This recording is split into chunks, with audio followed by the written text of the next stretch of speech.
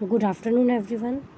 My name is Aditi Chaurasia, and my topic name is Party Realignment and Voters Shift in Measured Democracy, Comparative Trend and Causes, अर्थात दलीय पुनर्गठन और मतदाता परिवर्तन के तुलनात्मक प्रवृत्ति और कारण। सबसे पहले हम इसमें देखेंगे दलीय पुनर्गठन को हम क्रिटिकल इलेक्शंस के नाम से भी जानते हैं। यह अमेरिकी चुनावों में आम है, परंतु इसे हम दूसरी सरकारों में भी देख सकते हैं। वीओ की जो एक प्रसिद्ध राजनीतिज्ञ है, उनकी परिकल्पना में प्रदर्शित किया गया कि जो क्रिटिकल इलेक्शंस है वो अचानक पुनर्गठन को चिन्हित करता है। उन्होंने यह तर्क दिया कि पुनर्गठन की एक चक्रीय प्रक्रिया मौजूद है और इसे वे सेकुलर पुनर्गठन के रूप में नामित करते हैं। पुनर्गठन का जो सिद्धांत है वो राजनीति वैज्ञानिक वीओ की के 1955 के लिए थ्योरी ऑफ क्रिटिकल इलेक्शंस में विकसित किया गया था।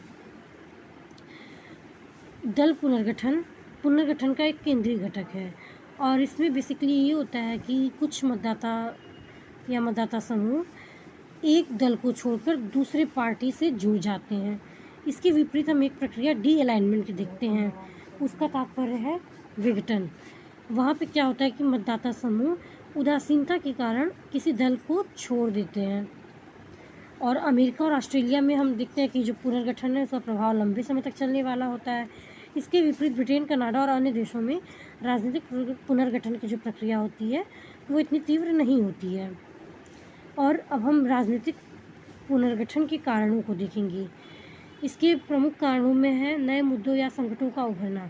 जैसे यदि किसी राज्य में गृह युद्ध, महामंदी या नागरिक अधिकार आंदोलन चलते हैं तो उससे मतदाता राजनीतिक दलों की नीतियों से प्रभावित होते हैं।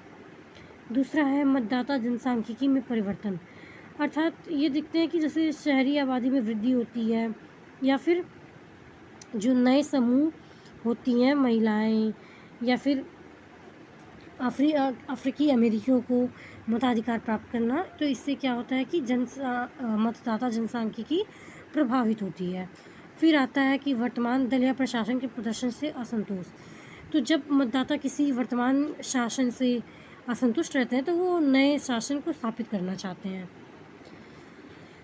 इसका नेक्स्ट पॉइंट है करिश्माई नेता जो चुनावी गठबंधन बनाने में सक्षम होते हैं, जैसे Abraham Lincoln, D Roosevelt, Reagan. इन नेताओं में ये कला होती है कि ये किसी मतदाता समूह को अपनी ओर आकर्षित कर सकते हैं। अब हम देखेंगे अमेरिका में दल पुनर्गठन की कुछ प्रमुख जो घटनाएं थीं। सबसे पहला 1932 राष्ट्रपति चुनाव, फ्रैंकलिन डी रूजवेल्ट। इसमें क्या हुआ था कि न्यू डील जो नीतियाँ थी वो महामंदी के जवाब में विकसित हुई थी और एक न्यू डील गठबंधन बनाया गया था। पिट्सबर्ग, जिसको अब तक लोग रिपब्लिक का गढ़ मानते थे, वो अचानक डेमोक्रेटिक का गढ़ बन गया था। दूसरा है 1968 का राष्ट्रपति चुनाव, रिचर्ड निक्सन।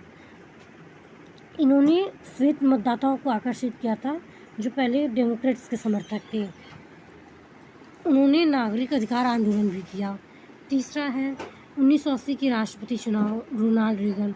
रीगन ने डेमोक्रेट जिमी कार्टर पर बड़ी जीत हासिल की थी। इसे एक वैचारिक पुनर्गठन के रूप में भी देखते हैं। 2016 में डोनाल्ड ट्रंप, रिपब्लिकन उम्मीदवार जो ट्रंप थे, उन्होंने मिशिगन और पेंसिल्वेनिया में जीत हासिल की, जिन्हें कुछ लोगों ने पहले से सुरक्षित रूप से डेमोक्रेटिक गढ़ माना था।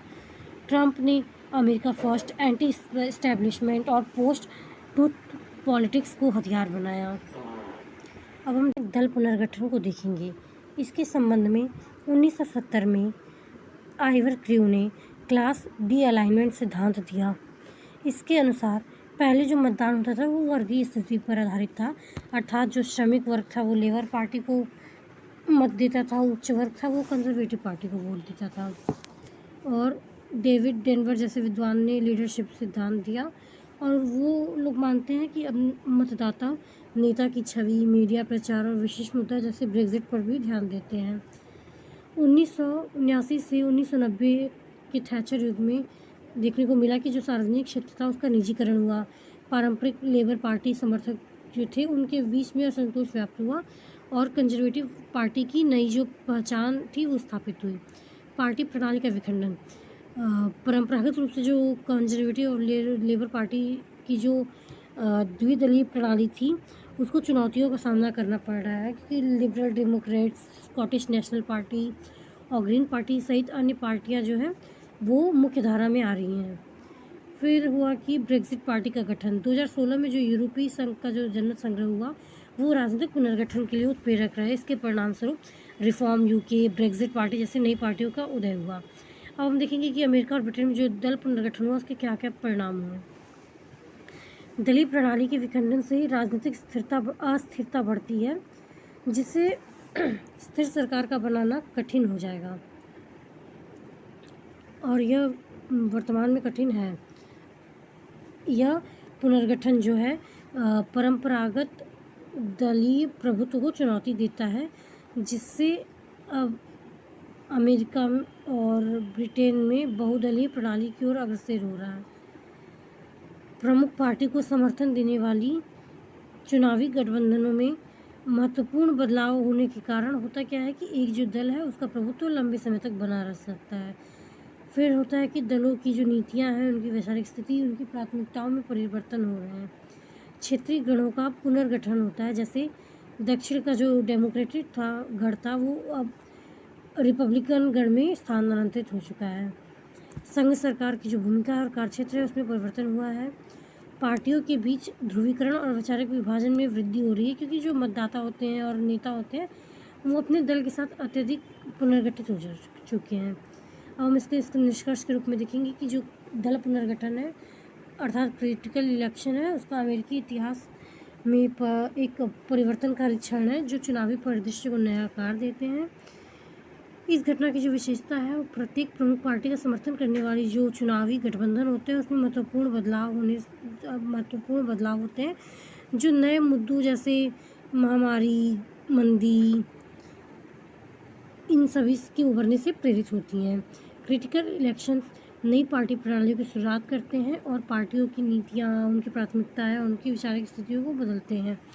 इन घटनाओं के जो परिणाम है वो दूरगामी है, जो दशकों तक चुनाव और नीतिगत परिदृश्य को आकार देते हैं। Thank you.